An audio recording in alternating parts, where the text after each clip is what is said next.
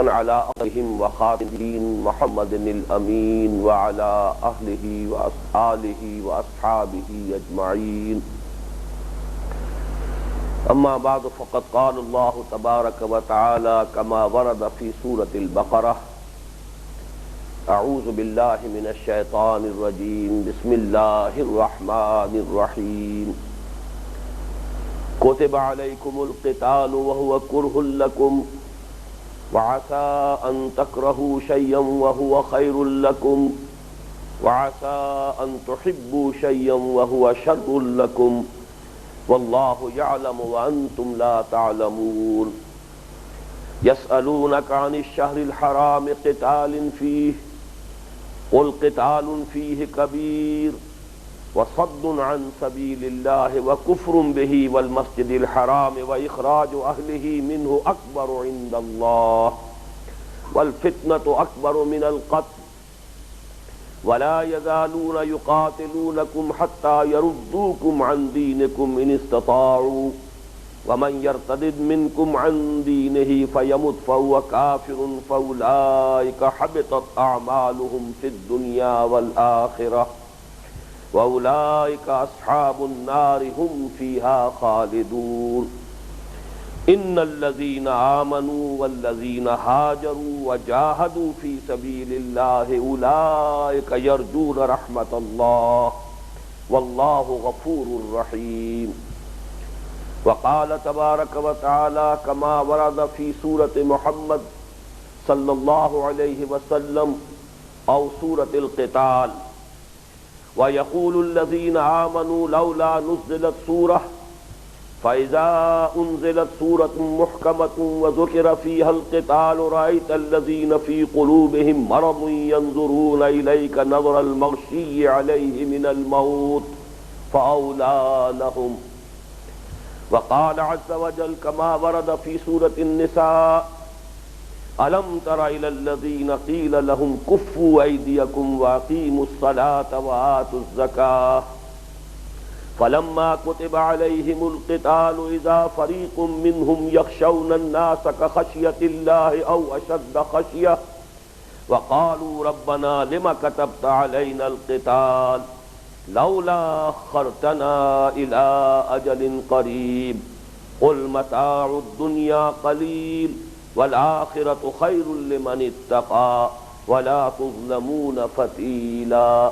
صدق الله العظيم.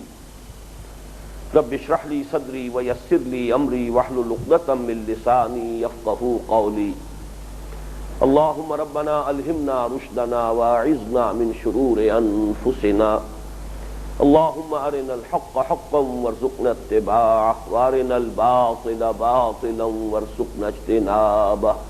اللهم وفقنا لما تحب وترضى. اللهم وفقنا أن نجاهد في سبيلك بأموالنا وأنفسنا. اللهم ارزقنا شهادة في سبيلك. آمين یا رب العالمین.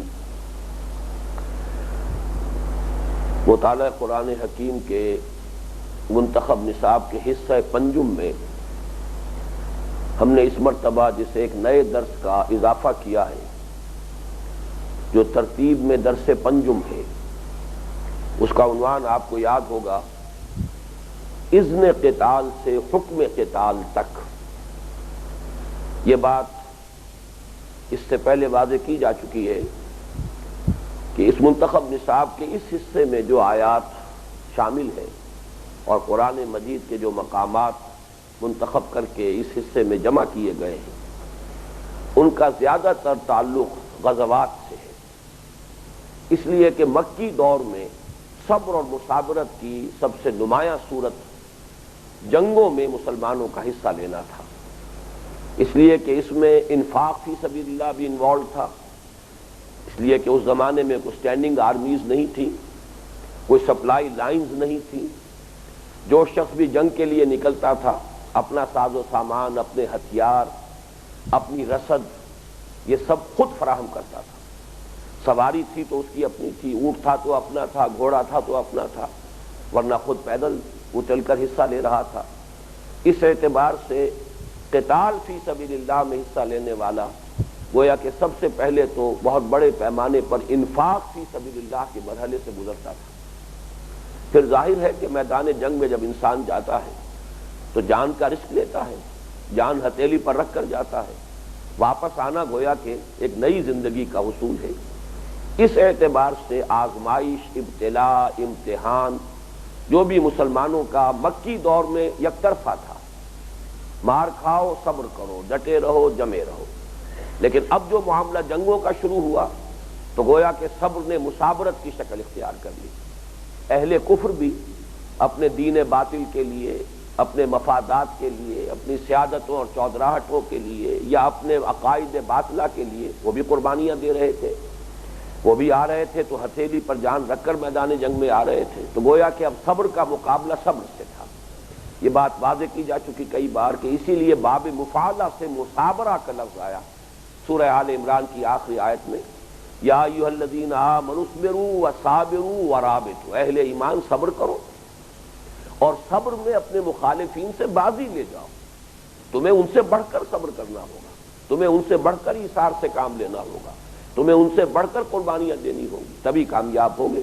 اس لیے کہ یہ دنیا جو ہے اللہ تعالیٰ نے جس اصول پر بنائی ہے، جو قوانین اس کے ہیں، اس میں یقیناً اللہ کی مدد آتی ہے. لیکن اللہ کی مدد اس وقت آتی ہے جب کہ اللہ کے بندے جو کچھ ان کے پاس ہے وہ سب کچھ میدان میں لا ڈالیں.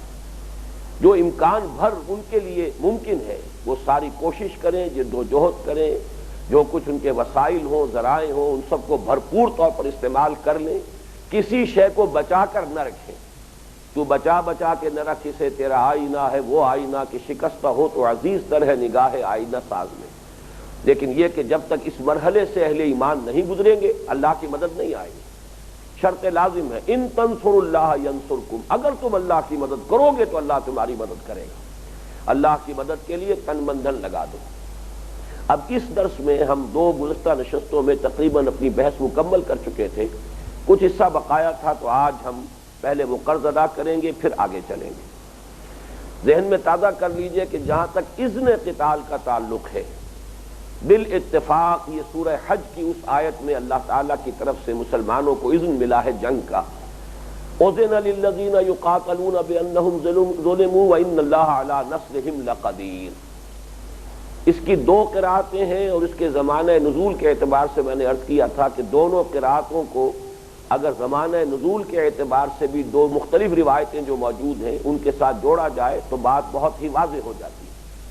عام طور پر ہمارے ہاں جو قرأت حفص ہے اسی سے ہم ہندوستان اور پاکستان کے لوگ واقف ہیں عام طور پر. اس میں دونوں صیغے مجہول کے ہیں. اذن للذین یقاتلون بانہم ظلموا، اجازت دی گئی ان لوگوں کو جن پر جنگ مسلط کر دی گئی ہے. اس اعتبار سے اس کا زمانہ نزول جو ہے حضرت عبداللہ ابن عباس رضی اللہ تعالیٰ عنہ کے قول کے مطابق یہ اثناء سفر ہجرت میں یہ آیت نازل ہوئی.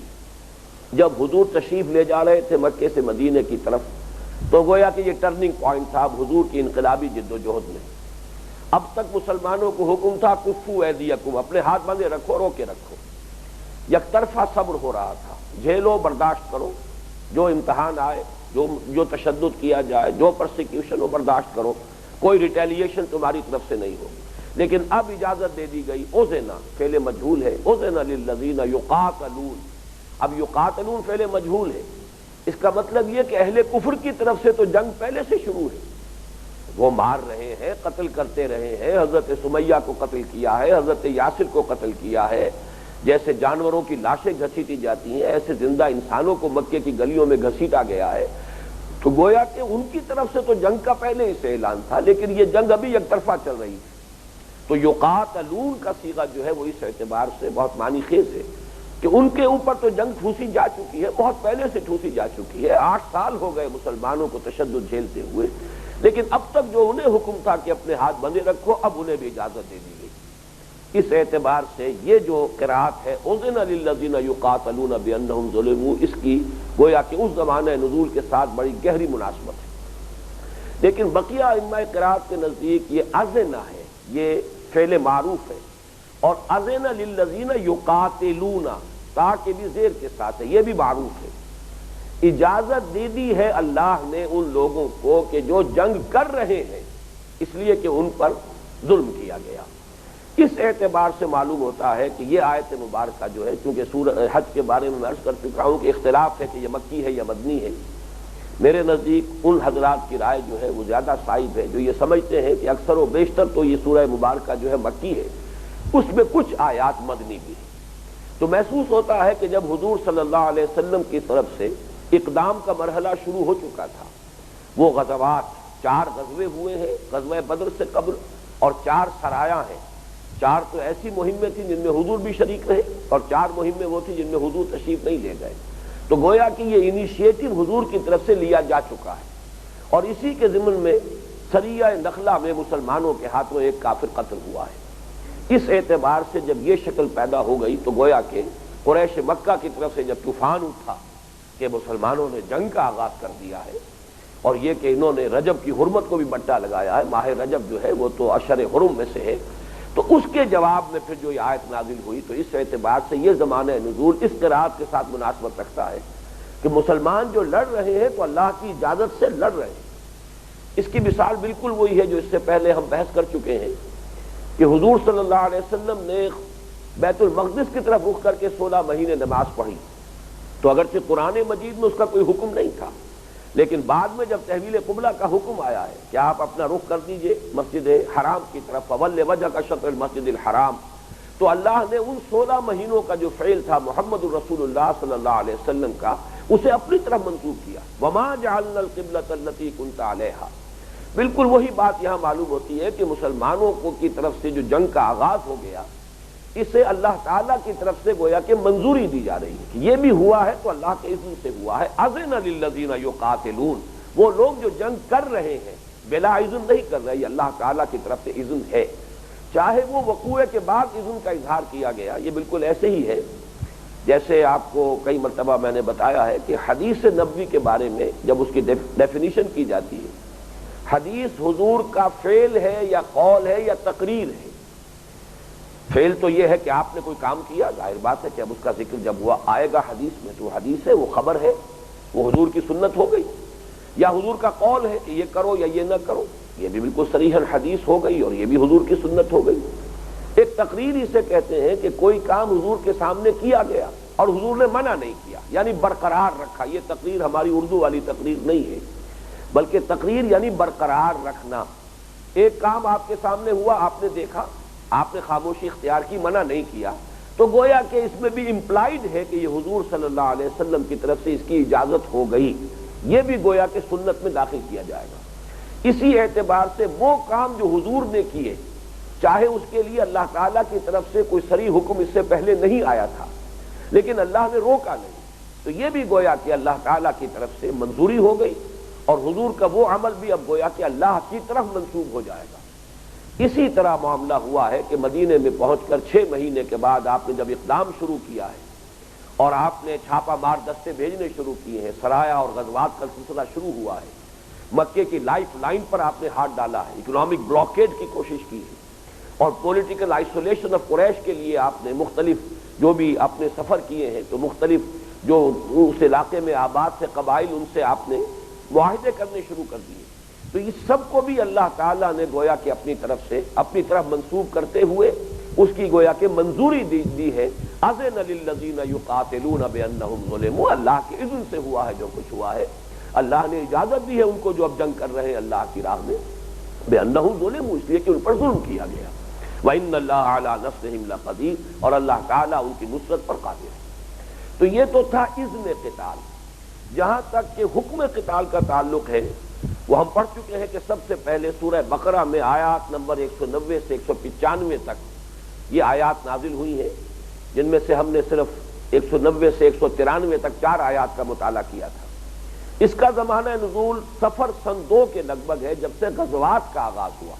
اس سے پہلے تو سرایا تھے، حضور نے صرف کچھ جو ہے چھاپا مار دستے بھیجے تھے، خود تشریف نہیں لے گئے تھے۔ لیکن پہلا غزوہ جو ہوا ہے وہ ہے صفر سن 2 ہجری میں، اس کی تفصیل میں پچھلی نشست میں بیان کر چکا ہوں۔ اس وقت معلوم ہوا کہ یہ آیات نازل ہوئی کہ وَقَاتِلُوا فِي سَبِيلِ اللَّهِ الَّذِينَ يُقَاتِلُونَكُمْ، اب جنگ کرو اللہ کی راہ میں ان سے جو تمہارے ساتھ جنگ کر رہے ہیں۔ اور اسی میں وہ الفاظ بھی آ گئے کہ اب جب کہ یہ جنگوں کا سلسلہ شروع ہو گیا ہے تو یہ کب ختم ہوگا؟ وَقَاتِلُوهُمْ حَتَّى لَا تَكُونَ فِتْنَةٌ وَيَكُونَ الدِّينُ لِلَّهِ۔ اب جنگ جاری رہے گی جب تک کہ فتنہ و فساد بالکل فرو نہ ہو جائے، اللہ کے خلاف جو بغاوت ہے وہ ختم نہ ہو جائے، وہ مسدود نہ ہو جائے اور اس کا ازالہ نہ ہو جائے، اور یہ کہ دین کل کا کل اللہ کے لیے ہو جائے۔ یہ گویا کہ قتال کا پہلا حکم تھا۔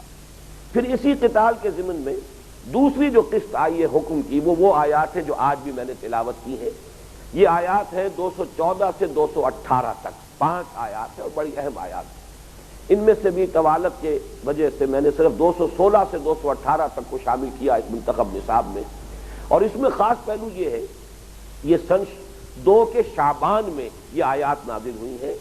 سریہ نخلا ہو چکا تھا، واقعہ نخلا پیش آ چکا تھا، جس میں کہ مسلمانوں کے ہاتھوں پہلا قتل ہوا ہے ہجرت کے بعد مسلمانوں کے ہاتھوں ایک مشرک کا، اور ساتھ ہی یہ کہ ایک ایسی صورت پیدا ہو گئی تھی جس کی تفصیل میں بیان کر چکا ہوں کہ رجب کے مہینے میں یہ اقدام مسلمانوں کی طرف سے ہوا ہے، اس پر بڑا مخالفانہ پروپیگنڈا ہوا۔ تو یہ جو آیات ہیں ان میں اس کے پس منظر میں وہ سریہ نخلا کا واقعہ بھی موجود ہے، لیکن میں نے خاص طور پر ان آیات کو جو اس حصے میں شامل کیا ہے وہ اس اعتبار سے کہ اب جب کہ جنگ فرض کر دی گئی تو مسلمانوں میں سے کچھ لوگ ایسے بھی تھے، ہوں گے معدود چند، لیکن بہرحال کچھ لوگ ایسے بھی تھے جو ریزنٹ کر رہے تھے، جن کو یہ مرحلہ پسند نہیں تھا، جن میں بھی ایمان کی کچھ کمزوری تھی۔ اب ظاہر بات ہے ایک تو منافقین تھے، منافقین کو تو کسی طور پسند نہیں آ سکتا تھا یہ حکم، لیکن یہ کہ جو ذرا ایمان میں کمزوری کی حیثیت رکھتے ہوں، ضعف ایمان کے مریض ہوں، انہیں بھی بہرحال یہ جو حکم جو ہے شاق گزرا ہوگا۔ لہذا اس کو بھی آپ اپنے ذہن میں اس ترتیب کے ساتھ نوٹ کرتے چلے آئیے کہ اذن قتال، پھر حکم قتال، اور اس کے بعد یہ فرمایا گیا کتب علیکم القتال، یہ فرضیت قتال ہے۔ اے مسلمانوں، اب تم پر جنگ فرض کر دی گئی ہے، وَهُوَ كُرْهٌ لَكُمْ، اور وہ تمہیں بہت ناگوار ہے۔ وَعَسَىٰ أَن تَكْرَهُوا، یہ نوٹ کر لیجئے کہ اس کا یہ مطلب نہیں کہ تمام مسلمانوں کو ناگوار تھا یہ حکم، لیکن قرآن مجید کا یہ اسلوب ہے کہ اگر چند لوگوں کا بھی کوئی طرز عمل ہے تو اسے جنرلائز کر کے بیان کیا جائے، تاکہ یہ کہ اس سے بہت سے لوگ زیادہ پن پوائنٹ نہ ہو جائیں، ایک جنرل ایک فینومینن کی حیثیت سے اس کا تذکرہ کیا جاتا ہے۔ اس کا یہ مطلب کبھی نہ سمجھیے کہ مسلمانوں کی کوئی بڑی تعداد یا ان کی اکثریت جو ہے اس پر اس کا انطباق ہوتا ہے یا اطلاق ہوتا ہے۔ چند لوگ تھے، لیکن یہ کہ مسلمانوں کو اس بیماری پر متنبہ کرنے کے لیے ان چند لوگوں کے حوالے سے بھی بات جو ہے وہ ایک عمومی انداز میں کی جا رہی ہے۔ کتب علیکم القتال وہو کرہ لکم، تم پر جنگ فرض کر دی گئی اور وہ تمہیں ناپسند ہے، ناگوار ہے۔ وعسیٰ ان تکرہوا شیئا وہو خیر لکم، اور عین ممکن ہے یہ بات جان لو کہ تمہیں کوئی شے ناپسند ہو درا حالے کہ اسی میں تمہارے لیے خیر ہو۔ وعسیٰ ان تحبوا شیئا وہو شر لکم، اور اس کے برعکس بھی عین ممکن ہے کہ ہو سکتا ہے تم کسی شے کو پسند کرو درا حالے کہ اس میں تمہارے لیے شر ہو۔ واللہ یعلم وانتم لا تعلمون، اللہ جانتا ہے تم نہیں جانتے۔ اس کے لیے میں نے 2 آیتیں مزید آج جو ہے شامل کی ہیں کہ یہ جو کراہت تھی مسلمانوں کی طرف سے، بعض مسلمانوں کی طرف سے، آپ یہ بھی کہہ سکتے ہیں ضعیف الایمان مسلمانوں کی طرف سے، اور ظاہر بات ہے کہ منافقین بھی قانوناً تو مسلمان تھے، مسلمانوں کی جمعیت میں شامل تھے، اس اعتبار سے ان کا جو طرز عمل ہے اسے 2 اور مقامات کے حوالے سے سمجھ لیجئے۔ چنانچہ ایک مقام ہے یہ سورہ محمد یا سورہ قتال صلی اللہ علیہ وسلم، اس سورت کے 2 نام ہیں۔ ہمارے ہاں جو مصحف ہے ان میں سورہ محمد ہی کا ایک نام ہے کہ جو شائع ہوتا ہے، لیکن اسی کا اس سورہ مبارکہ کا دوسرا نام سورہ قتال بھی، اس لیے کہ اس میں پھر وہ صریحاً وہ بات آئی ہے کہ کچھ لوگ ایسے ہیں کہ جو مطالبہ کرتے تھے کہ اچھا جی اگر واقعتاً جنگ ایسی ہی ضروری شے ہے تو کیوں نہیں قرآن مجید میں صریح حکم نازل ہو جاتا۔ گویا کہ اس سے پہلے جو اقدام تھا وہ حضور نے کیا تھا، یہ میں وضاحت کر چکا ہوں، ابھی کوئی صراحت کے ساتھ حکم نہیں آیا تھا۔ حضور نے تو مدینے پہنچنے کے 6 مہینے کے بعد اقدام کر دیا، آپ نے وہ سرائے کا سلسلہ شروع کر دیا، غزوات کا سلسلہ شروع کر دیا، ابھی قرآن مجید میں کوئی حکم صراحت کے ساتھ قتال کا نہیں آیا تھا۔ لہذا ان کمزور لوگوں کو یا منافقین کو ایک موقع ہاتھ آ گیا کہ یہ اپنی طرف سے اقدام کر رہے ہیں، یہ ان کا اپنا فیصلہ، یہ تحور ہے ان کا، یہ گویا کہ ان کا اپنا کوئی اقدام ہے، کیوں نہیں قرآن مجید میں صریح کوئی آیت نازل ہو جاتی، کیوں نہیں قرآن مجید میں صراحت کے ساتھ اللہ تعالیٰ کا حکم آ جاتا۔ تو سورہ قتال جو ہے سورہ محمد صلی اللہ علیہ وسلم، یہ 26ویں پارے میں ہے، اور اس کے 4 رکوع ہیں، لیکن نوٹ کر لیجئے کہ زمانہ نزول کے اعتبار سے یہ بھی غزوہ بدر سے متصلاً قبل نازل ہوئی۔ اس میں اگرچہ کچھ لوگوں کی رائے دوسری بھی ہے، لیکن میرے نزدیک انہی حضرات کی رائے زیادہ صائب ہے، زیادہ قوی ہے، جو اس کا زمانہ نزول معین کرتے ہیں غزوہ بدر سے متصلاً قبل۔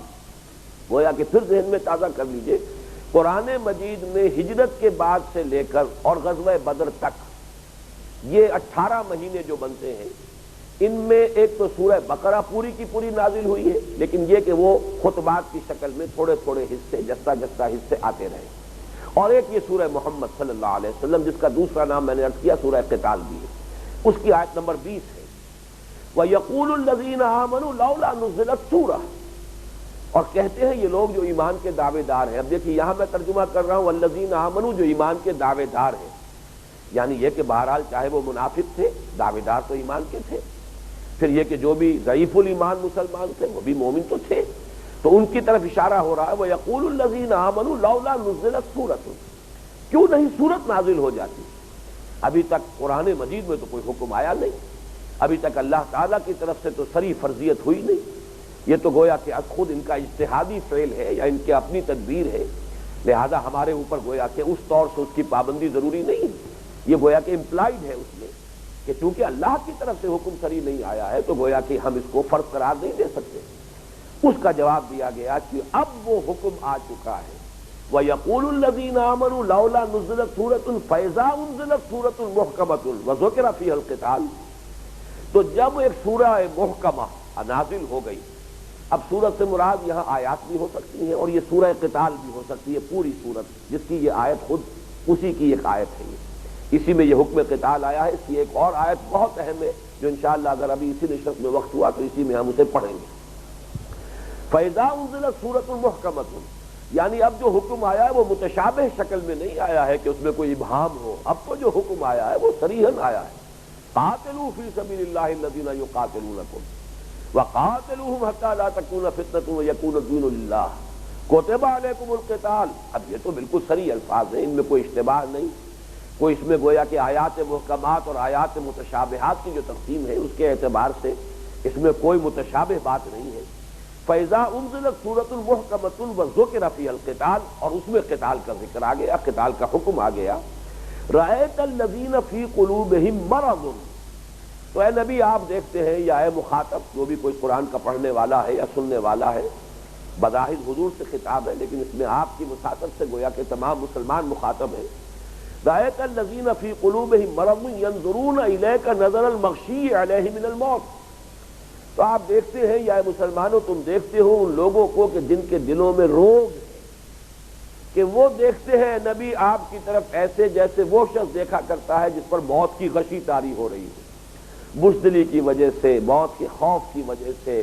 اب تک تو ان کے نفاق پر پردہ پڑا ہوا تھا، اب تو آ گیا حکم قتال کا، اب اللہ کی راہ میں نکلنا ہوگا، تو گویا کہ پردہ چاک ہو جائے گا نفاق کا۔ اب تک تو ضعیف الایمان اور قوی الایمان گڑبڑ تھے، ملے جلے تھے، اب جب یہ آزمائش آ گئی اب تو تمیز ہو جائے گی، اب تو دودھ کا دودھ پانی کا پانی جدا ہو جائے گا، اب ہمارے لیے کوئی گویا کہ راہ فرار موجود نہیں رہی۔ تو رأیت الذین فی قلوبہم مرض، اب یہ نوٹ کر لیجئے، اس پر تفصیل سے ہم نفاق کی حقیقت کے ضمن میں گفتگو کر چکے ہیں۔ قرآن مجید نے نفاق کا لفظ کافی دیر میں استعمال کیا ہے، سورہ بقرہ میں یہ لفظ نہیں آیا، اس طریقے سے یوں سمجھیے کہ غزوہ بدر تک یہ لفظ نہیں آیا، یہ تو اس کے بعد پھر جو ہے سورہ آل عمران میں پہلی مرتبہ آپ کو لفظ نفاق ملتا ہے، اور سورہ انفال بھی غزوہ بدر کے بعد نازل ہوئی ہے، اس میں بھی لفظ نفاق ملتا ہے، لیکن اصل میں نفاق پر بحثیں جو ہے تفصیلی وہ سورہ نساء میں ہے، سورہ احزاب میں ہے، اور سب سے بڑھ کر جو ہے سورہ توبہ میں، لیکن پہلے جو لفظ استعمال ہوا وہ دل کا روگ۔ رأیت الذین فی قلوبہم مرض ینظرون الیک نظر المغشی علیہ من الموت، تو اب جب وہ حکم آ گیا، آیت نازل ہو گئی، قرآن مجید میں صریح حکم قتال آ گیا، اب قتال واجب کر دیا گیا، قتال کی فرضیت ہو گئی، تو اب ان کی آنکھیں پتھرا رہی ہیں، اور یہ آپ کو دیکھ رہے ہیں ایسے جیسے وہ شخص دیکھتا ہے کہ جس کے اوپر موت کی وجہ سے غشی طاری ہوتی ہے۔ فَأَوْلَىٰ لَهُمْ، تو ہلاکت ہے ان کے لیے، تباہی ہے ان کے لیے، بربادی ہے ان کے لیے۔ اب گویا کہ ان کے لیے وہ آخری وقت آ گیا ہے کہ ان کے ضعف ایمان کا یا ان کے نفاق کا پردہ چاک ہو جائے۔ دوسری آیت مبارکہ سورہ نساء کی ہے، آیت نمبر 77 ہے سورہ نساء کی، اور اس میں بھی نقشہ کھینچا گیا ہے، اور اس میں چونکہ بہت ایک اہم نقطہ آ رہا ہے جس کی طرف میں آج اشارہ کر چکا ہوں، لہذا میں چاہتا ہوں کہ اس کو بھی پورے غور سے آپ پڑھیں۔ الم تر الی الذین قیل لهم کفوا ایدیکم واقیموا الصلاۃ وآتوا الزکاۃ، کیا آپ لوگوں نے دیکھا نہیں، کیا آپ نے دیکھا نہیں ان لوگوں کی طرف جن سے یہ کہا گیا تھا کہ اپنے ہاتھ رو کے رکھو؟ کف لسان کہتے ہیں زبان رو کے رکھنا، کوئی بات نہ کہنا، کف ید اپنا ہاتھ رو کے رکھنا، جوابی کارروائی نہ کرنا۔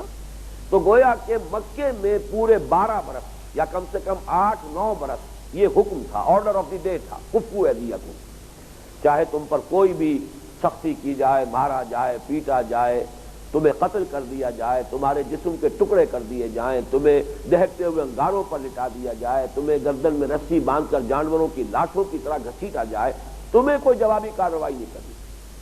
الم تر الی الذین قیل لهم کفوا ایدیکم، اپنے ہاتھ رو کے رکھو، واقیموا الصلاۃ وآتوا الزکاۃ، اور اپنی تربیت کرتے رہو، نماز قائم کرو، زکوٰۃ ادا کرو۔ گویا کہ یہ حکم تھا جو چلا آ رہا تھا۔ فلما کتب علیہم القتال، پھر جب وہ اگلا مرحلہ آ گیا اور جب ان پر جنگ فرض کر دی گئی، اب یہاں دیکھیے نوٹ کیا جا رہا ہے، کتب علیکم القتال وهو کرہ لکم، اور کتبہ کا لفظ آتا ہے کسی شے کی فرضیت کے لیے، کتب علیکم الصیام، تم پر روزہ رکھنا فرض کیا گیا ہے۔ تو جیسے کہ کوئی شے لکھ دی جائے تو گویا کہ اب اس کے بارے میں کوئی اشتباہ نہیں کہ اب یہ طے ہے، یہ بات جو ہے معین ہو چکی، لکھ دی گئی۔ اس لیے یہ لفظ جب بھی آتا ہے قرآن مجید میں، یہ سورہ جمعہ کے درس میں بھی تفصیل سے میں بیان کر چکا ہوں، وَيُعَلِّمُهُمُ الْكِتَابَ وَالْحِکْمَةَ، کتاب سے مراد ہے قرآن کا وہ حصہ کہ جس میں اوامر اور نواہی ہے، احکام شریعت، یہ کرو یہ نہ کرو، ڈوز اینڈ ڈونٹس، وہ جو احکام آئے ہیں جہاں پر، وہ در حقیقت کتاب کا حصہ ہے۔ آیات بھی ہے قرآن میں، تزکیے کا مضمون بھی ہے قرآن میں، احکام بھی ہے قرآن میں، حکمت بھی ہے قرآن میں۔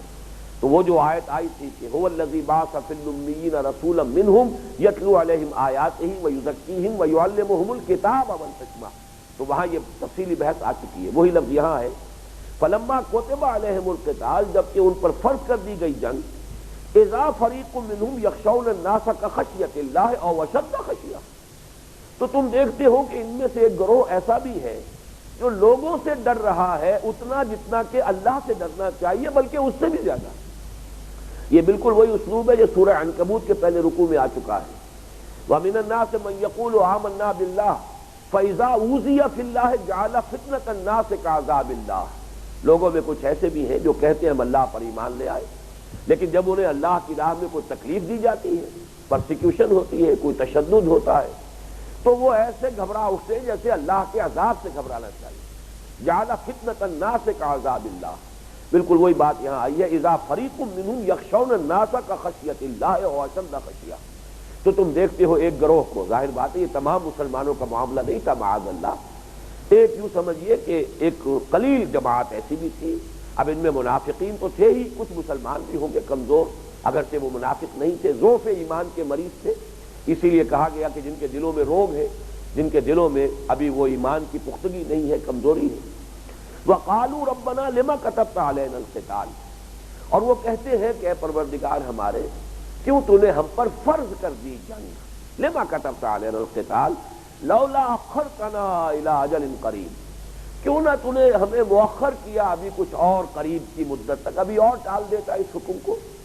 اب اس میں یہ بھی ہو سکتا ہے کہ حکمت خداوندی پر بھی وہ طعن کر رہے ہیں، گویا کہ ان کی رائے یہ ہے کہ ابھی وقت نہیں آیا، ابھی گویا کہ قتال کے آغاز کے لیے ہمارے لیے حالات سازگار نہیں ہیں، ابھی اس کے لیے جو شرائط پوری ہونی چاہیے وہ پوری نہیں ہوئی۔ ظاہر ہے کہ فیصلہ کرنا یا تو اللہ کا کام ہے یا اللہ کے رسول کا کام ہے، لیکن یہ کہ وہ اس کو اپنی رائے پیش کر رہے ہیں کہ ابھی اور مؤخر کرتے، ابھی ذری دعوت کا کام اور ہوتا رہتا، ابھی تربیت کچھ اور ہو جاتی، ابھی اور ہم مستحکم ہو چکے ہوتے۔ ہم یہ نہیں کہہ رہے کہ جنگ کرنی ہی نہیں ہے، لیکن یہ کہ بہرحال ابھی ہمیں دیکھنا چاہیے، ابھی اس کے لیے فضا سازگار نہیں، اس کے لیے ہم صحیح طور سے تیار نہیں۔ تو لولا اخرتنا الی اجل قریب، تو کیوں نہ تو نے ہمیں ذرا اور مؤخر کیا، ابھی جنگ کے اس حکم کو ذرا اور پیچھے ڈالا ایک قریب کی مدت تک کے لیے۔ قل، اے نبی ان سے کہہ دیجئے، متاع الدنیا قلیل، دیکھو تمہارا اصل روگ کیا ہے، دنیا کی محبت، اور یہ زندگی تمہیں پیاری ہے، جان بہت پیاری ہے، لہذا اصل تمہاری اس بات کا جواب کیا ہے متاع دنیا قلیل، یہ دنیا کا ساز و سامان بہت قلیل ہے. اور یہ قلیل کا لفظ عربی زبان میں انگریزی میں جو دو مفہوم آتے ہیں علیحدہ، اے قلیل، اے لٹل اور دی لٹل، دونوں کے لیے لفظ قلیل عربی زبان میں آتا ہے. دی لٹل بالکل ایسا نہ ہونے کے برابر، اے لٹل کچھ تھوڑا سا. تو یہاں پر گویا کہ دی لٹل کے مفہوم میں ہے قل متاع دنیا قلیل، یہ نہ ہونے کے برابر، ایسی کوئی حیثیت ہی نہیں، کوئی وقت ہی نہیں. یہ دنیا کی زندگی جو ہے چاہے 70-80 برس کی بھی ہو جائے، بہرحال جب 80 برس کا انسان ہوتا ہے تو پورے 80 برس یوں محسوس ہوتے ہیں کہ چند دن کی بات ہے. ہم تو رہے ہیں تو بس چند دن رہے ہوں گے، اور جب آخرت کی زندگی ہوگی جس کا کہ کوئی اختتام ہی نہیں، تو اصل زندگی تو وہ ہے، اس کے ساتھ کوئی ریشیو پروپورشن بنتا ہی نہیں. یہ پورے 80 برس بڑے عیش و آرام میں گزرے ہوں، کوئی تکلیف آئی ہی نہ ہو، کسی طرح کی بھی انسان نے کوئی کوفت جو ہے کوئی دیکھی ہی نہ ہو، تب بھی یہ کیا ہے اس کے مقابلے میں کہ جو آخرت کی ابدی زندگی ہے، اس کا روح و ریحان و جنت و نعیم، اس کے مقابلے میں کچھ بھی نہیں. قل متاع الدنیا قلیل والآخرۃ خیر لمن اتقی، اور آخرت بہرحال انہی کے لیے بہتر ہے جنہوں نے تقوی کی روش اختیار کی. اور یہ تقوی سے مراد پھر سب کچھ احکام اللہ کے، اور تقوی کا مطلب تو یہی اللہ کا کوئی حکم نہ ٹوٹے، جو حکم جس وقت آیا ہے سر آنکھوں پر بصر و چشم اس کی تعمیل کی جائے. تو اب حکم قتال کا آگے آئے. اب تم نمازیں پڑھو گے اور تم چاہو گے کہ ابھی ہم تربیت اور تزکیے میں لگے رہیں، تو گویا کہ یہ تقوی کے منافی ہو جائے گا. جس وقت کا جو حکم ہے اس کی فرما برداری اور اس پر عمل درآمد جو ہے وہ تقوی ہے.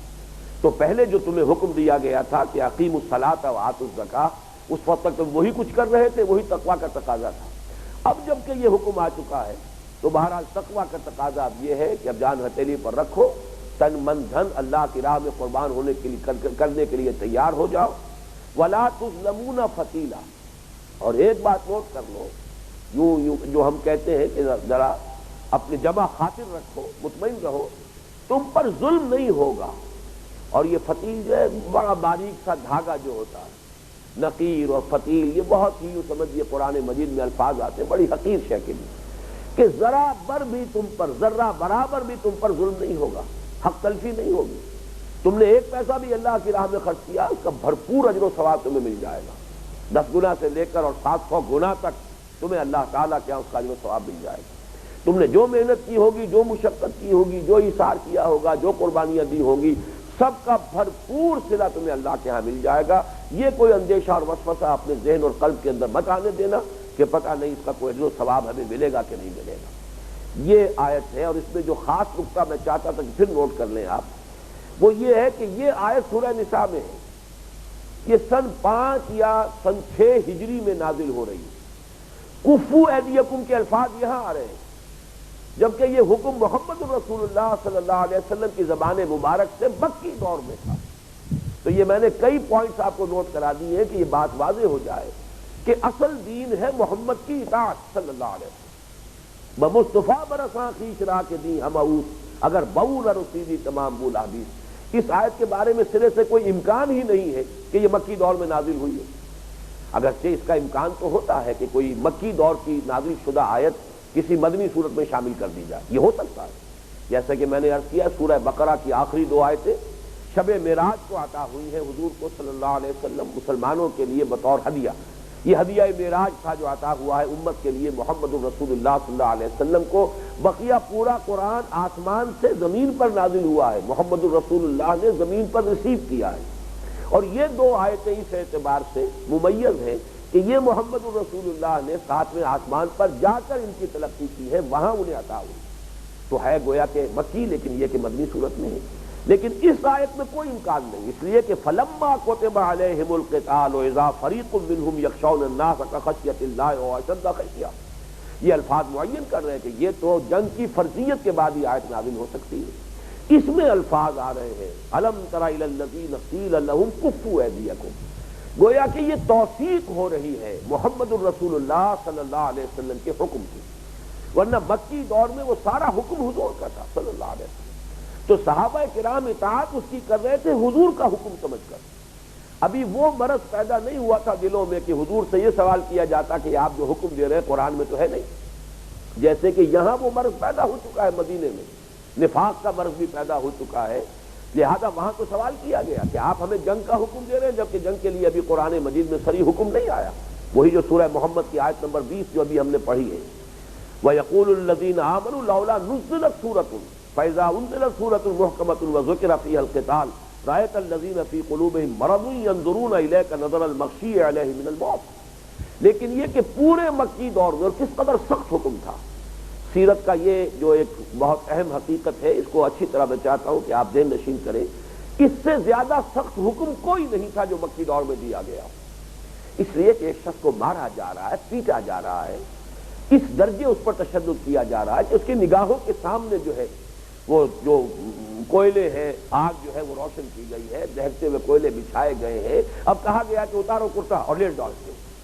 اب ایک شخص جب اس حد تک ڈیسپریٹ ہو چکا ہو کہ میرے لیے تو اب کوئی زندگی کا کوئی بچنے کا امکان ہے نہیں، مجھے یہ زندہ بھولنے چلے ہیں، میرا زندہ کا کباب بنانے چلے ہیں، تو ڈیسپریٹ ہو کر انسان جو ہے کچھ نہ کچھ ہاتھ پاؤں مارتا ہے. مرے گا لیکن دو چار کو لے کر تو مرے گا، دو چار کو مار کر تو مرے گا، لیکن اجازت نہیں. کفو الیکم، اپنے ہاتھ بندے رکھو. میرے نزدیک اور کوئی حکم پورے مکی دور میں اتنا مشکل، اتنا ثقیل، اتنا بھاری نہیں تھا جتنا یہ حکم. لیکن یہ حکم بھی صراحتاً قرآن میں نہیں آیا، پورے مکی قرآن میں اس کا کوئی ذکر نہیں.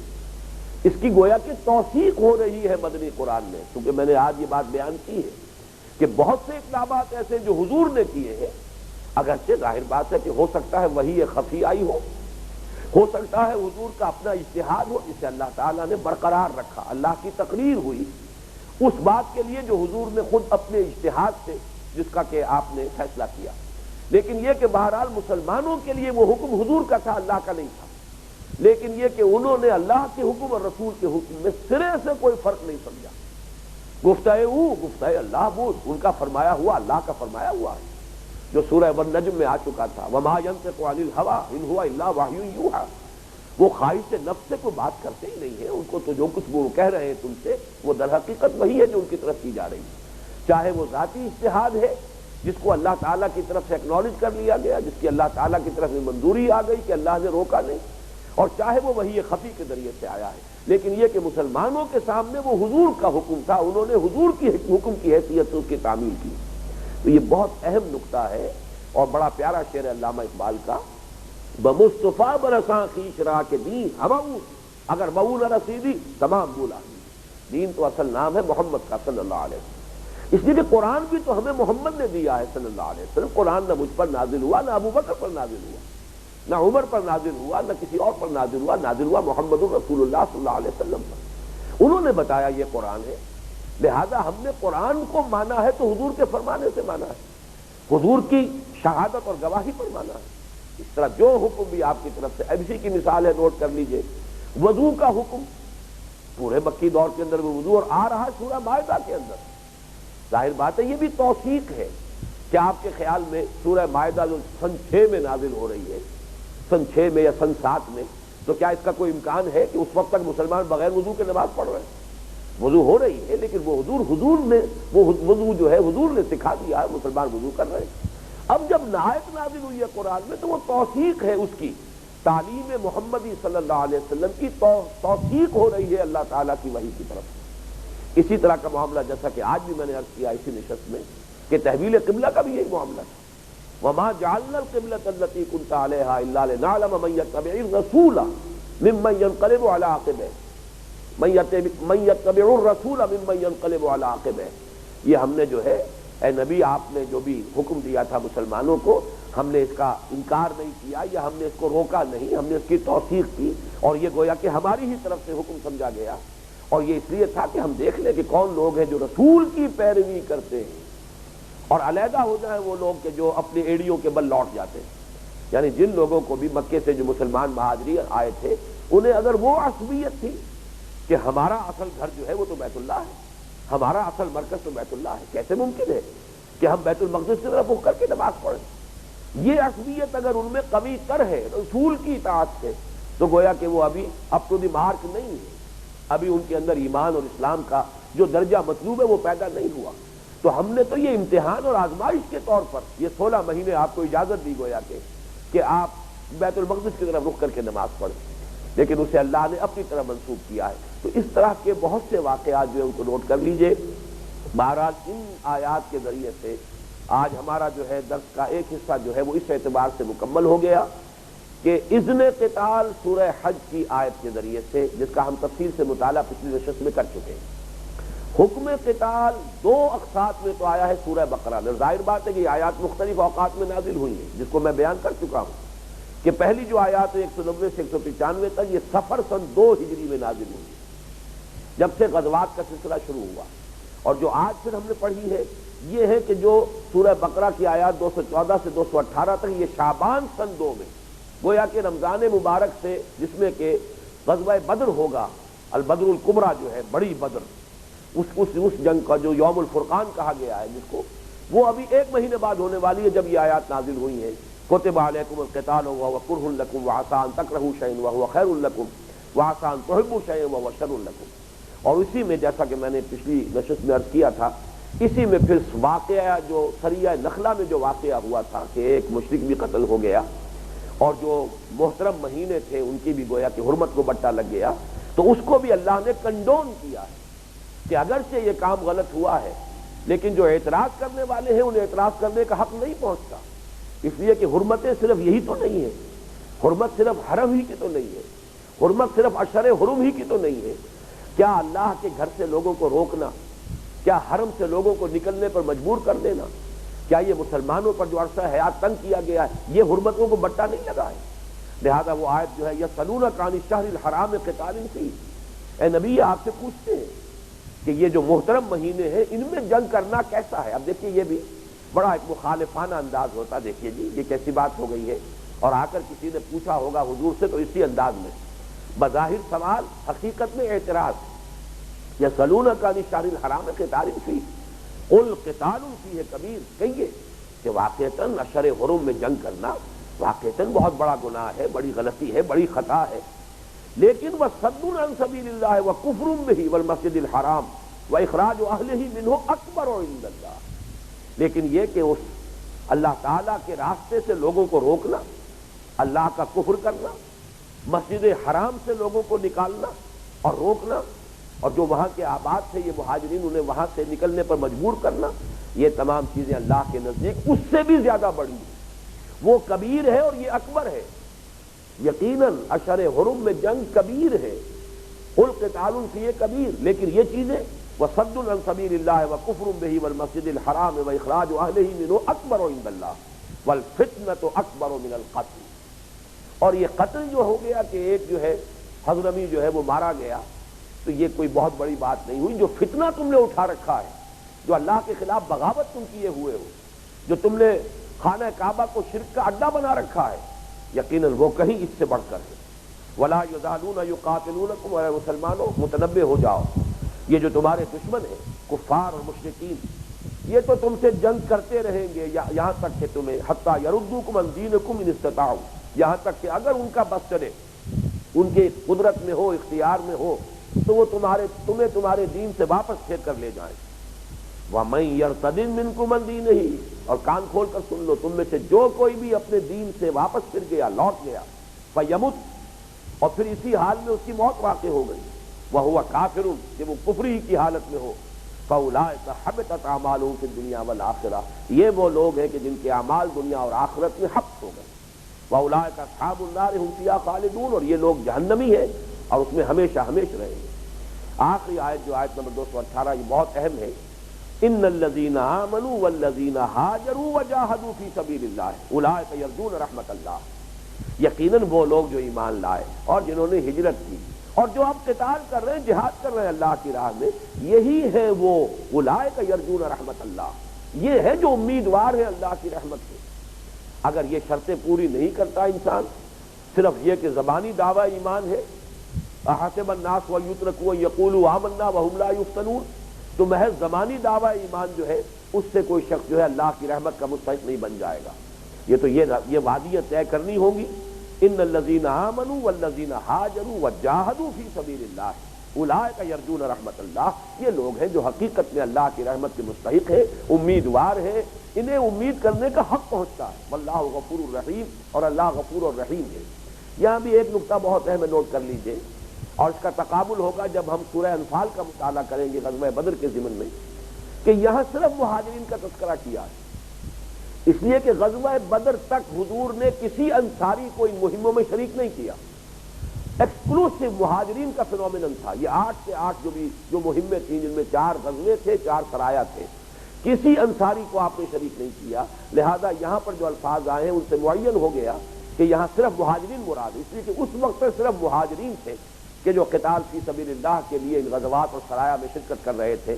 تو ان الذین آمنوا والذین ہاجروا وجاہدوا فی سبیل اللہ اولئک یرجون رحمت اللہ واللہ غفور رحیم۔ اللہم ربنا اجعلنا منہم، اللہم ربنا اجعلنا منہم، آمین یا رب العالمین۔ بارک اللہ لی ولکم فی القرآن العظیم۔